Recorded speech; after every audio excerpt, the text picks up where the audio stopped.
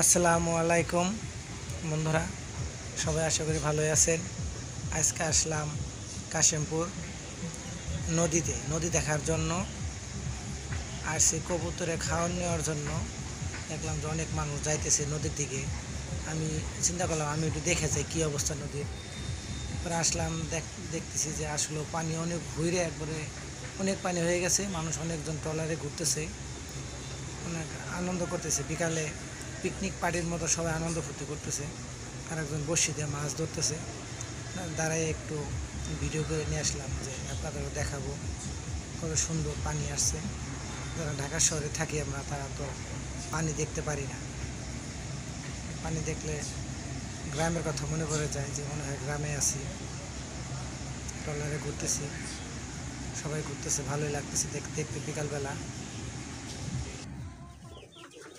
আমার আগের দুইটা ঘুঘু পাখি ছিল, ওইটা একজনের দিছিলাম পালার জন্য। নিয়ে খুব করছিল, নিয়ে যাবো পালবো, কিন্তু দিছি। দেওয়ার পরে ও দুইবার ডিম ফুটাইছে, কিন্তু একবারে ও ফুটার পারে নাই। সব ডিম নষ্ট করে ফেলায়, ওম দেয় না। বাসায় খাঁচার ভিতরে আটকে রাখছে। ঠিক মতো খাবার, এগুলো ঘুঘুর খাবার আলাদা কিনতে পাওয়া যায়, ঘুঘুর খাবার বলেই দোকানদারে দেয়।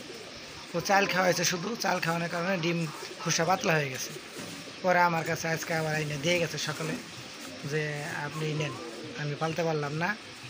আবার নিয়ে আসছি, নিয়ে এখন বিকালে কাশিমপুর থেকে খাবার টাবার নিয়ে আসলাম। আর নতুন করে বাসা টাসা বানাই দিছি। আর একাদিন থাকার পরে ছাইড়ে দেবো। আমার উপরে জায়গা আছে অনেক, খোলামেলা খাবার নিয়ে আসছি। খাবারগুলো এখন মিক্সার করব।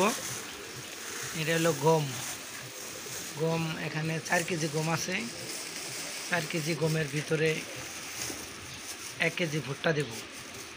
4 কেজি গম, 1 কেজি ভুট্টা, এগুলো দিয়ে সবগুলো দিয়ে মিক্সার করতে দেবো। মিক্সার করার পরে আপনার নিচে কিছু খাওয়ান পড়ে গেছে, এগুলো উঠাইয়া তারপরে আমি ভুট্টাটা দেব।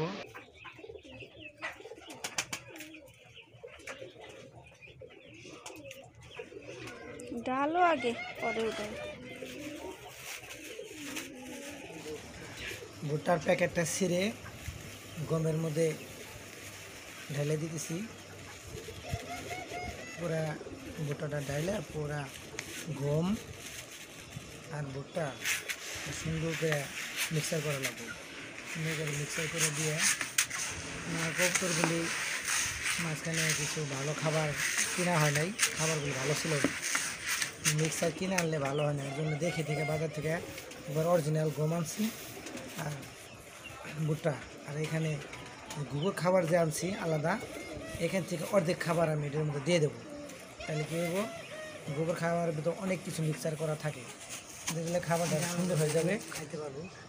আর কবুতরে খাইবো সুন্দর। যে খাবারগুলো একটু অনেক সুন্দর, বাজরা টাজরা অনেক কিছু দেওয়া থাকে। এটা দিলে কবুতরে খাই ভালো, একটা খাবার নষ্ট করবে না।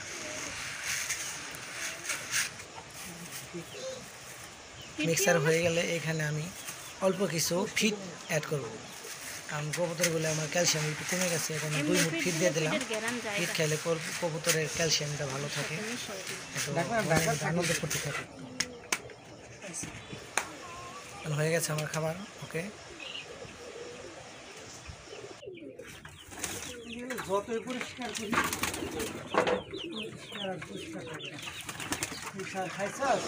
আমার কবুতরগুলি সকালে খাওয়ান দিয়েছিলাম, খাবার শেষ হয়ে গেছে। এখন কবুতরগুলি খুব খিদা লাগছে। আমার খাবার দেখে সবাই ব্যস্ত হয়ে গেছে, কখন খাবার দেবে ওরাওরি করতেছে। সবাই খাবারের জন্য পুরো পাগল হয়ে গেছে গা। দেখেন কী সুন্দর খাইতেছে। একটা বাটি, আর বাটিগুলি সব পায়খানা করে নষ্ট করে ফেলছে। এই কারণে একটা বাটির মধ্যে দিলাম, বাকি কিছু খাবার আমি উপরে ছিটিয়ে দিছি, সবাই খাইব। এখন ঘুঘুর ওই খাবারের ভিতরে আমি কিছু গম কবুতরের খাবার অ্যাড করতেছি।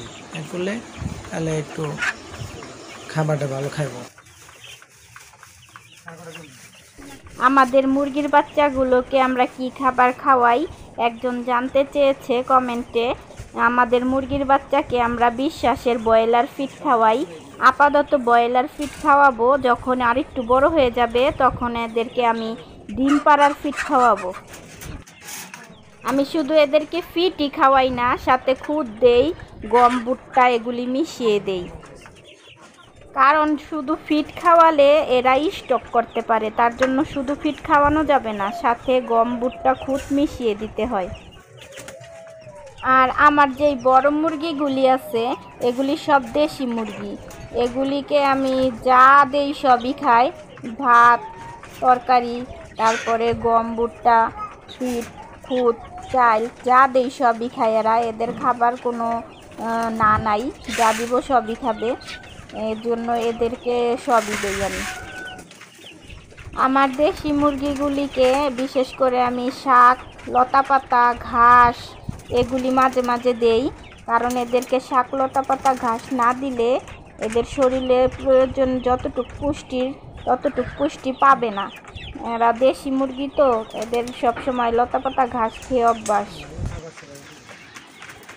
আমার মুরগির বাচ্চাগুলি এখনও অনেক সুস্থ আছে। আমি মুরগির বাচ্চাগুলি কিনতে চাইনি, সাবিহার আম্মু বললো যে কিনো। এবার কেনার পরে এবার দেখি আল্লাহর রহমতে আমার মুরগিগুলি খুব সুন্দর হয়েছে। কখনো এরকম বাঁচে না একটাও। আজকে দেখি সবগুলি বাচ্চা একবার টনটনা সুস্থ, আর দু একটা বাচ্চে, কিন্তু এরকম সবগুলি বাচ্চা বাঁচে না। এবারগুলি খায়ও খুব সুন্দর, খাওয়ার কারণে খুব টলটল হয়েছে।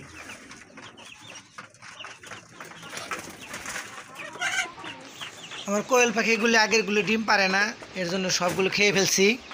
আবার বেশি রাখিনি, এবার মাত্র 4টা কোয়েল পাখি রাখছি। রাখার জায়গা নাই, নিচে যদি ছাইড়ে দেই তাহলে মুরগি তো একবার ডাইনির মতো ধরে কটকট কটকট করে আমরা সব উড়ে খেলাই দেয়। এই কারণে ছোট্ট একটা খাঁচার ভিতরে রাখছি। নতুন করে খাঁচা বানাইয়া পরে আবার বেশি করে কিনবো।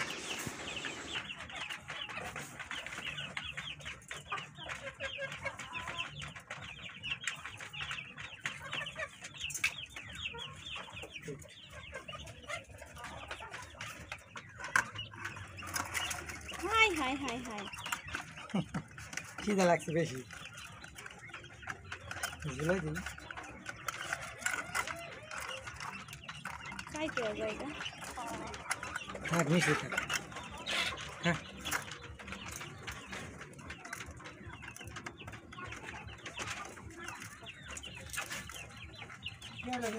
সব খেয়ার বাইকে হেলাইছে।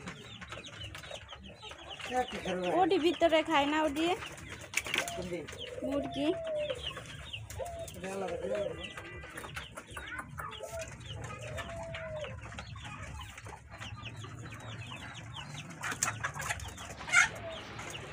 এইগুলি পালা যে কি কষ্ট ভাই, যে পালে সেই জানে। এগুলির পিছে পিছে দিন ভরে থাকা লাগে, 2-3 বেলা খাওয়ান দেওয়া লাগে, ঘুমুট পরিষ্কার করা লাগে, জীবন একবার শেষ হয়ে যায়। তারপরে এগুলির মায়া লাগে, কারণ এগুলি পালি, খুব ভালো লাগে আমার কাছে পাখি, কবুতর। কিন্তু এগুলির পিছনে যত্ন নিতে নিতে জীবন শেষ। শুক্রবারে সারাদিন অর্ধেক বেলা এগুলির গু পরিষ্কার করতে যায় আমার দিন। পানির জন্য অন্য কোনো ব্যবস্থা করা যায় না? কি পানির পট যেগুলো তো দিল্লি তৈরি করে থাকবো, খাইতে পারবো, এটা তো এটা দরকার নেই।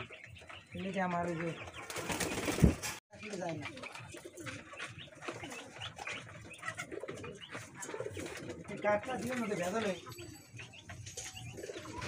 গোবরটা চাইছিলাম যে 2-3 দিন পরে ছাড়ুম, কিন্তু গোবর খুব খুইলা খাওয়ান দিতেছি, ফুস করে বাইরে গেছে গা, তো বাইরে যাক, যাতে বাইরে যেতে পারবো না, নেট করা আছে, সমস্যা নেই।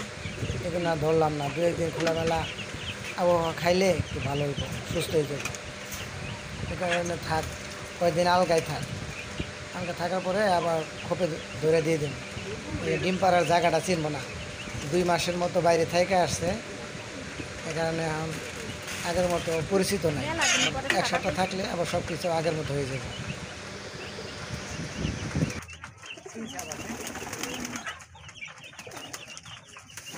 করে দেখা কবুতরাও নাচতেছে না।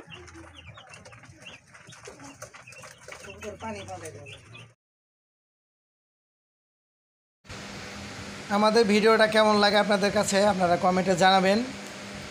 আর আমাদের ভিডিও যদি ভালো লাগে তাহলে আমাদের চ্যানেলটা অবশ্যই প্লিজ সাবস্ক্রাইব করে দেবেন, আর আমাদের ভিডিওর সাথে থাকবেন আপনারা। সুন্দর আছে আল্লাহ এবার বাসায় রাখছে এগুলিতে, এতদিন এরকম করে বাসায় পারিনি, যত্ন নিইনি। সবগুলি বাচ্চা একবারে প্রায় 250 গ্রাম ওজন হয়ে গেছে, মিনিমাম 250 গ্রাম বেশি হয়েছে, 300 গ্রাম করে গেছে।